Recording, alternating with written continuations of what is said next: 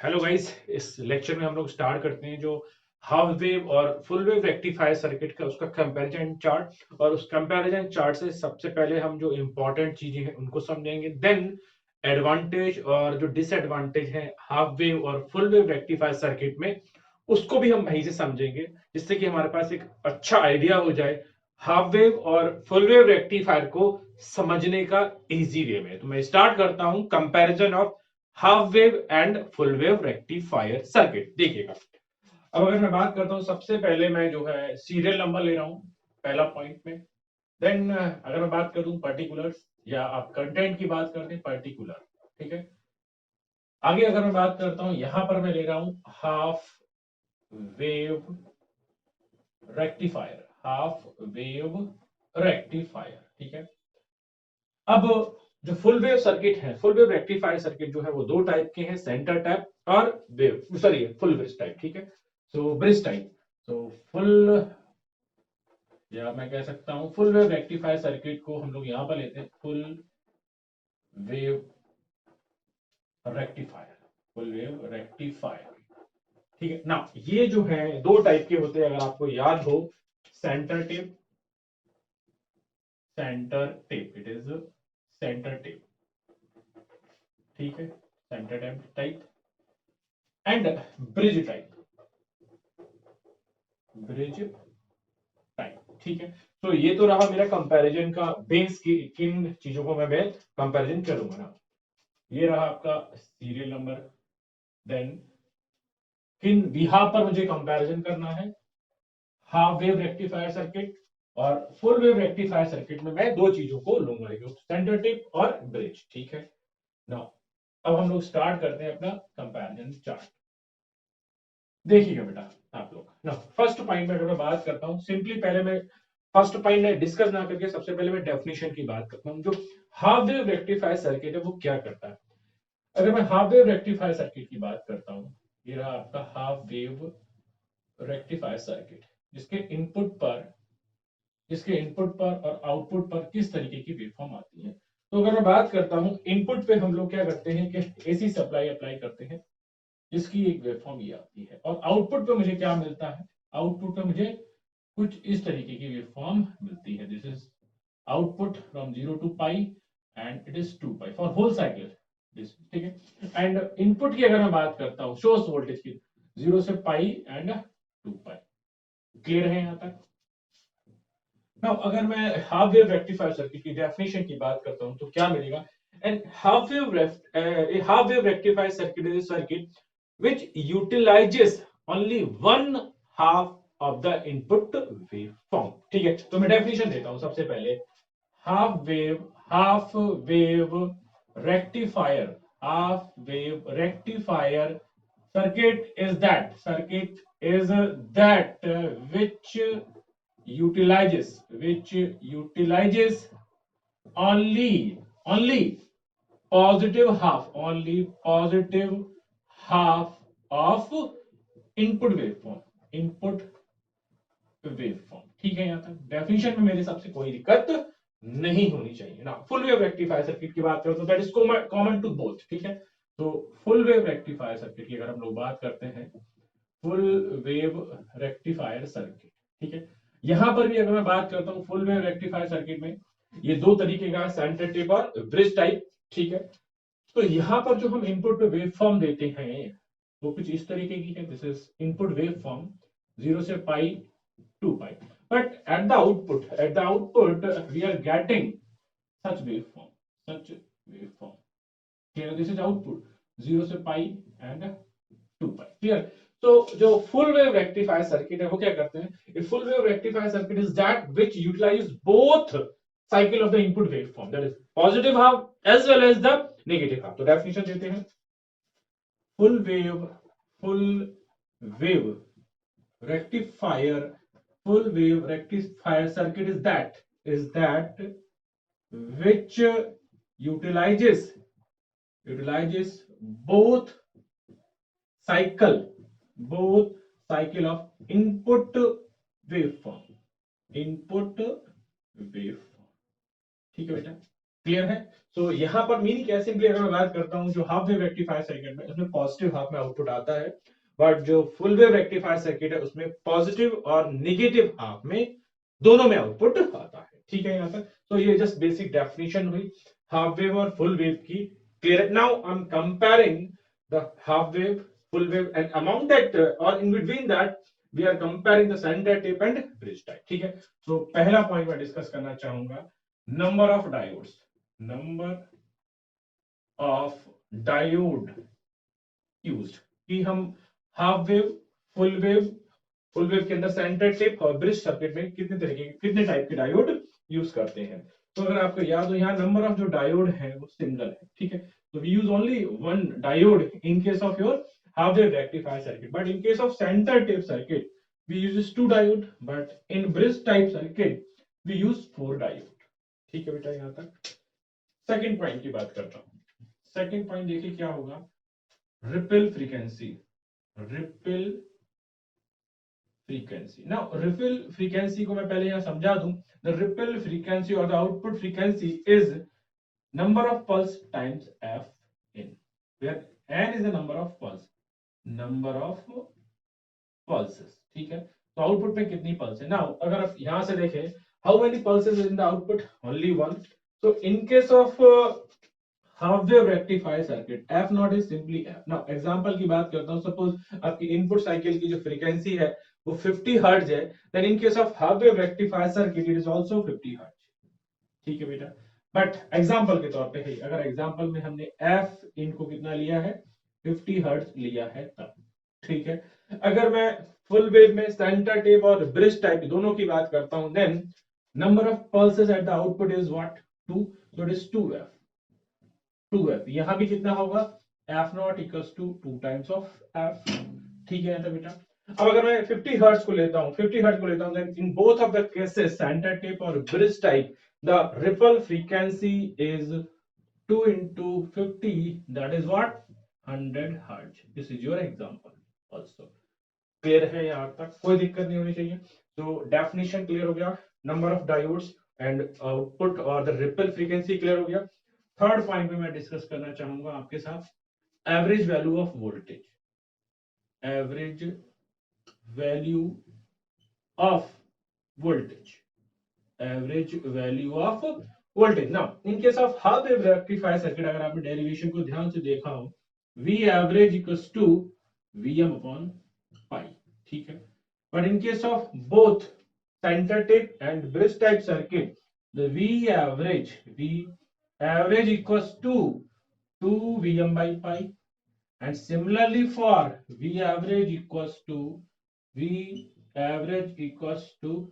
2 Vm by पाई। ठीक है यहाँ तक? तो 3 पॉइंट्स के बिहाफ पर कंपैरिजन बिल्कुल क्लियर हो गया हो।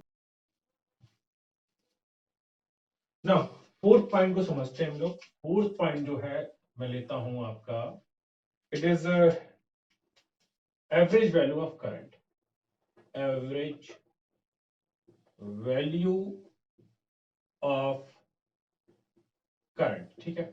So average value is what, I average is equals to Im by pi in case of half wave rectifier circuit, and for both I average is equals to 2 Im by pi। Similarly here I average equals to 2 Im by pi। Clear? now next point में मैं बात करता हूं maximum value of current, maximum value of current. ठीक है? Now maximum value होती क्या है, Im is simply Vm divided by total resistance। I just by the Ohm's law I equals to V by R। now Im is Vm upon, now in case of half wave rectifier circuit, if you remember the circuit, then this is your circuit na, and the current flows during the positive half cycle when the diode is on। suppose the diode resistance is Rf and the resistance of load is RL, and we take the source resistance is almost to zero, almost to zero। ठीक है? then the Im is according to Ohm's law Vm by total resistance, so it is Rf plus RL। ठीक है, clear है यहाँ तक? कोई दिक्कत नहीं होनी चाहिए मेरे हिसाब से, ठीक है ना? ये क्लियर हुआ। सिमिलरली अगर मैं यहाँ बात करता हूँ I average, sorry I maximum, it is Vm upon what, total resistance. But in case of अगर मैं सेंटर टेप की बात करता हूँ तो सेंटर टेप की केस में एक पॉजिटिव साइकिल में एक डायोड काम करता है, फिर दूसरी नेगेटिव साइकिल में दूसरा डायोड काम करता है। एट ए टाइम जो है सिंगल डायोड वर्किंग में होता है। Then here the Im is Vm upon Rf plus RL, ठीक है। बट अगर मैं फुल वेव ब्रिज सर्किट की बात करता हूं तो for each positive cycle two diodes are conducted. Clear है यहाँ तक? यहाँ for each half cycle one diode is conducted and here only one diode is existing. Clear है? So here the Im is Vm upon 2 Rf plus R, ठीक है बेटा? Now, अब थोड़ा सा अंतर समझिए। कभी कभी क्या होता है, एग्जाम में आपसे डायरेक्ट एक्सप्रेशन पूछ लिया, अब मैं क्या करता हूँ, इस Im को यहाँ पुट कर देता हूँ। अगर मैं इस Im को यहाँ पुट कर देता हूँ then Im is Vm upon पाई, तो एज इट इज है Rf प्लस RL, ठीक है बेटा? सिमिलरली यहाँ Im की वैल्यू पुट करो आप लोग, 2 Im is Vm upon pi Rf plus RL। Similarly यहाँ पे पुट करो फटाफट, 2 Vm, it is 2 Vm upon pi, now 2 Rf plus RL। ये बात समझ में आ रही है आपको? तो कैसे एक्सप्रेशन को याद रखा जाएगा वो भी बहुत जरूरी है, ठीक है। नाउ सिक्स्थ पॉइंट में हम लोग कवर करते हैं। जो सिक्स्थ पॉइंट है हमारा, that is RMS value, root mean square value of voltage, RMS value of voltage, ठीक है। So in case of half wave rectifier circuit, VRMS is Vm upon 2, but in case of full wave circuit or center tape circuit, so VRMS is similarly Vm upon root 2, that is also VRMS equals to Vm upon root 2। अगर आपने basic electrical में ये सारी चीजें देखूं तो almost similar है। ये RMS value it is 1/√2 of maximum value, ठीक है ना। देन सेवेंथ पॉइंट में हम लोग देखते हैं RMS value of current, now RMS value हम कैसे लिख सकते हैं, I RMS is also equals to V RMS upon R, ऐसे भी लिख सकते हैं, डिवाइड बाय आरएल, ठीक है। बट अगर आपको फॉर्मूला लिखना है then IRMS is here Im by 2, here the IRMS is equals to Im upon root 2, IRMS equals to Imax upon root 2। but अगर आपको कैलकुलेट करना है, just you can first find the VRMS and divide by the impedance or load resistance, then you will get the RMS value। but अगर formula पूछ लिया जाए then it is correct, ठीक है।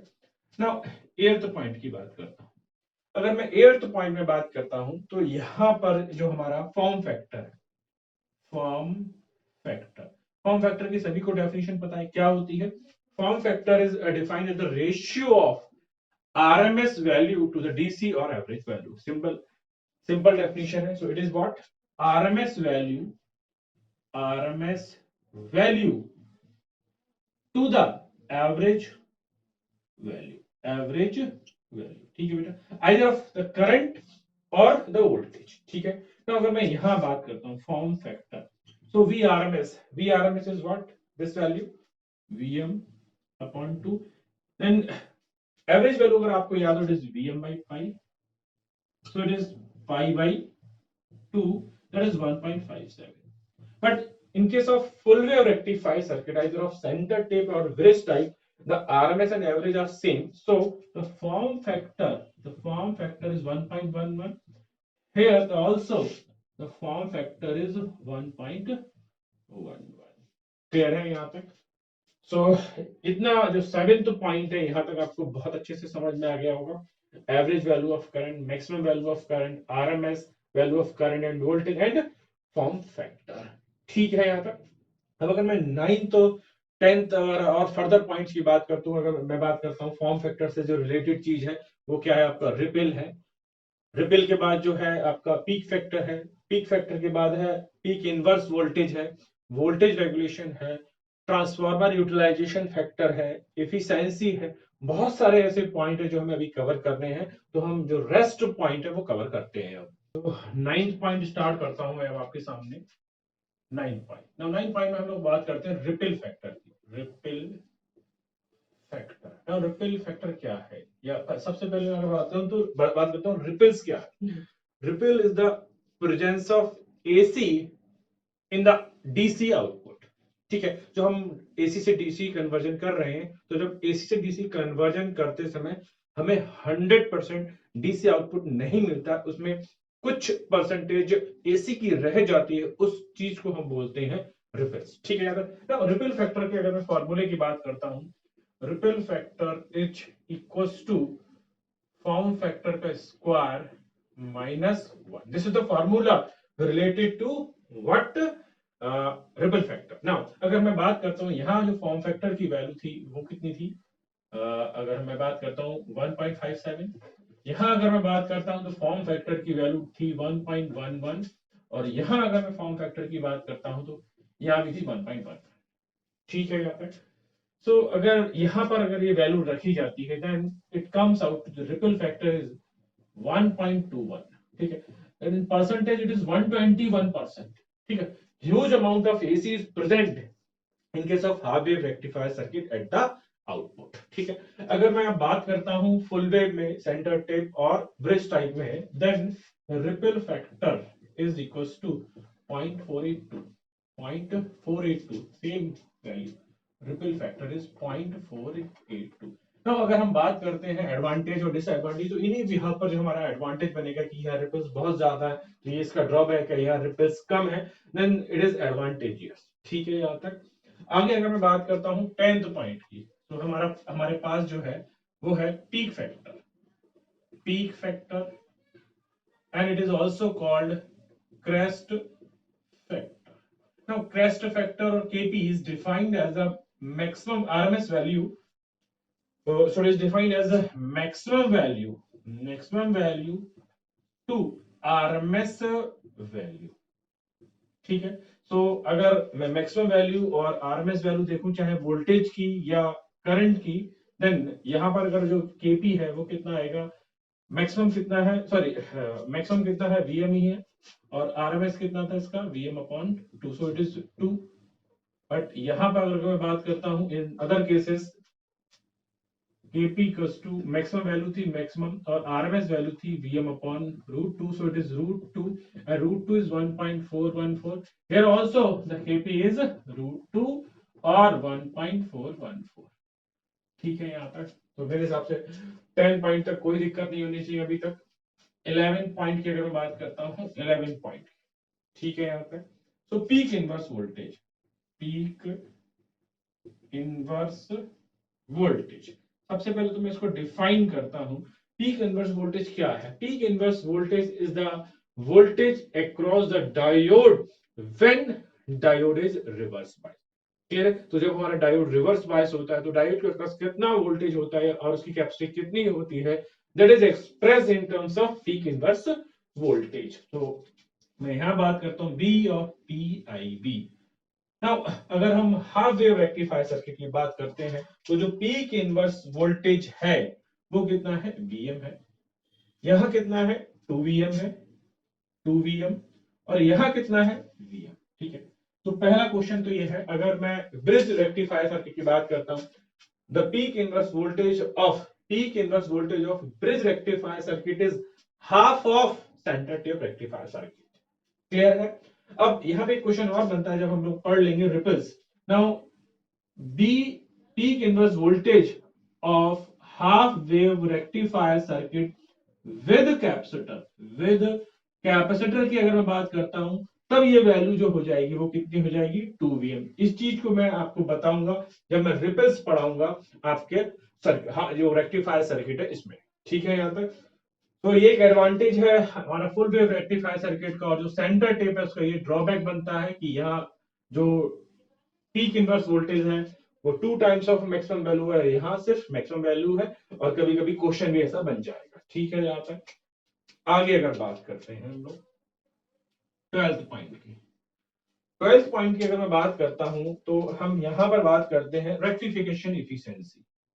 रेक्टिफिकेशन इफिशिएंसी, ठीक है। तो ये क्या है, rectification efficiency is output DC power upon input AC power into 100%, ठीक है। तो मीनिंग क्या है कि हम जब रेक्टिफायर सर्किट बना रहे हैं तो एसी को डीसी कन्वर्जन कर रहे हैं तो हमें कितना आउटपुट मिल रहा है, ठीक है। यहाँ तक तो यहाँ पर अगर मैं बात करता हूँ इट इज 40.5 और 6%, clear, but in case of both circuit it is 81.2%, 81.2%। Now अगर फिर मैं बात करता हूँ जो हाफ वेव रेक्टिफायर सर्किट है उसकी एफिशिएंसी बहुत ज्यादा कम है और फुल वेव जो रेक्टिफायर सर्किट है उनकी एफिशिएंसी बहुत ज्यादा है, तो इस वजह से हम लोग जो है फुल वेव रेक्टिफायर सर्किट ज्यादा प्रेफर करते हैं। क्लियर है यहाँ तक? तो 12th पॉइंट तक कभी कोई दिक्कत नहीं होनी चाहिए। अब मैं अगर जो रिमेनिंग पॉइंट है उनकी बात करता हूं तो कौन कौन सा हमारा भी पॉइंट रह गया, वोल्टेज रेगुलेशन रह गया, ट्रांसफार्मर यूटिलाइजेशन फैक्टर रह गया और कुछ एडवांटेज है, डिसएडवांटेज है, वो मैं और कवर कर लेता हूं। तो जो हमारा चार्ट है फुल वेव और हाफ वेव रेक्टिफायर सर्किट के कंपैरिजन का वो कंप्लीट हो जाता है, ठीक है। सो स्टार्ट करता हूं मैं नेक्स्ट। सो 13 पॉइंट स्टार्ट करते हैं अपना। 13 पॉइंट की जो पॉइंट है हमारा वो है आपका transformer utilisation factor TUF is simply PDC upon VA rating, ठीक है। but actually में है क्या, TUF is defined as the ratio of DC power output to the volt ampere rating of the secondary of the transformer, ठीक है बेटा। अगर इसका फॉर्मूला और आप एक्सटेंड करना चाहते हैं then it is IDC square into RL upon what, VRMS into IRMS, ठीक है। मीनिंग क्या है कि जो सेकेंडरी है ट्रांसफार्मर की उस पर अगर 100% पावर अवेलेबल है then how much you are converting from AC to DC, clear है। जो 100% सेकेंडरी पर पावर अवेलेबल है AC उसका कितना पार्ट आप कन्वर्ट कर पा रहे हैं, दैट इज योर TUF, ठीक है। तो यहां पर अगर मैं बात करता हूं it is 0.286, that is 28.6% we are only utilising, that is very very bad drawback, it is drawback, ठीक है। आगे अगर मैं बात करता हूं यहां पर जो सेंटर टेप है इसमें ये वैल्यू जो है वो है 0.692, that is 69.2% only we are utilizing of the secondary 100% AC power, ठीक है। Then in case of bridge rectifier circuit 0.812%, sorry 0.812 or 81.2% we are getting or we are converting, ठीक है। So that is the drawback, sorry there is the advantage of full wave bridge circuit over the center tape over the what half wave rectifier circuit, ठीक है। यहाँ पर अगर इन दोनों में comparison करना है तब इनका, इन दोनों में कंपैरिजन करना है इनका, तीनों का एक साथ ही, ठीक है। तो सबसे बेस्ट है यहाँ पर। 14 पॉइंट की बात करता हूं तो है हमारे पास रेक्टिफिकेशन इफिशिएंसी, रेक्टिफिकेशन इफिशिएंसी, ठीक है। तो rectification efficiency simply the efficiency DC power at the output and input AC power multiplied by 100%, ठीक है। So sorry I think it is covered, I think it is 0.405 or 40.5%, it is covered, I think it is covered, so let me remove it। यहाँ पर ये point तो हो चुका है, ठीक है। तो अगर मैं बात करता हूँ यहाँ पर जो पॉइंट हमारा रह गया है वो रह गया है वोल्टेज रेगुलेशन, ठीक है।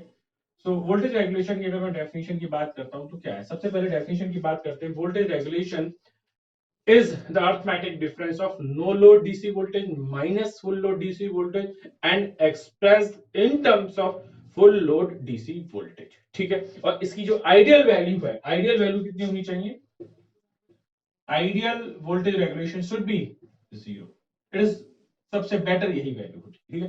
तो अगर यहां पर मैं वोल्टेज रेगुलेशन का फॉर्मूला लिखता हूं V no load DC minus the full load DC upon V full load DC into 100। ठीक है, अब एक बार तो मैं यहाँ पर करके दिखा दे रहा हूँ, देन बाकी के लिए एज इट इज लिख दूंगा। ठीक है, तो यहाँ पर जो VM है, या सॉरी जो V नो लोड वोल्टेज है, V नो लोड वोल्टेज जो होता है वो होता है VM बाई पाई, और जो V फुल लोड होता है, V फुल लोड होता है वो होता है IDC into RL, that is also VM upon pi minus IDC into. ठीक है, वैल्यू रखते हैं इस फार्मूले में, ये फार्मूले में। ठीक है, सो देखिएगा वोल्टेज रेगुलेशन ना, अगर मैं no load minus full load करता हूं, तो no load minus full load करता हूं तो ये दोनों टर्म कैंसिल हो जाएंगे, और सिर्फ टर्म जो बचेगा वो क्या बचेगा, IDC इंटू RL अपॉन नीचे क्या है, आई फुल लोड को हम क्या ले सकते हैं, IDC into RL, IDC into RL into 100। so IDC से IDC cancel, so voltage regulation is simply RF upon RL। ये बहुत ज्यादा इंपॉर्टेंट फॉर्मूला है आपके एग्जाम में आने के लिए। ठीक है बेटा ना, अब आप समझिएगा। अगर मैं बात करता हूं जो डायोड का रेजिस्टेंस है, डायोड का जो रेजिस्टेंस है वो ऑलरेडी कम होता है। ठीक है, और अगर लोड रेजिस्टेंस भी ज्यादा हो जाए then the voltage regulation is better. ठीक है यहाँ तक। तो अगर फॉरवर्ड वाइज रेजिस्टेंस कम है और लोड रेजिस्टेंस ज्यादा है, then the voltage regulation is very minimum in case of half wave rectifier circuit, though there is the advantage, there is the advantage only। clear है। अब अगर मैं यहाँ बात करता हूँ, यहाँ अगर मैं बात करता हूँ तो it is V no load is what 2 VM by pi, and V full load is 2 VM by pi minus IDC into RF। ठीक है, that's why the voltage regulation is equals to RF upon RL simply here। ठीक है, but अगर मैं बात करता हूं full wave bridge rectifier circuit की, तो यहाँ थोड़ी सी जो कहानी है वो थोड़ी सी अलग है। वी नो लोड जो होता है वो 2 VM by पाई ही होता है, बट यहाँ जो है पर हाफ साइकिल जो है दो डायोड काम करते हैं, तो जो ड्रॉप है वो दो गुना हो जाएगा। बाकी सब में जो है पर साइकिल, पर पॉजिटिव साइकिल और नेगेटिव साइकिल जो है एक डायोड हर एक ईच हाफ साइकिल में काम करता है। तो जो ड्रॉप है वो IDC और IF इंटू RF होगा, बट फुल वेव सर्किट में दो डायोड एट ए हाफ साइकिल काम करते हैं, तो यह डायोड की जो ड्रॉप है वो दुगना हो जाएगा। So V full load equals to 2 VM upon pi minus 2 IDC into RF। That's why the voltage regulation is 2 RF upon RL।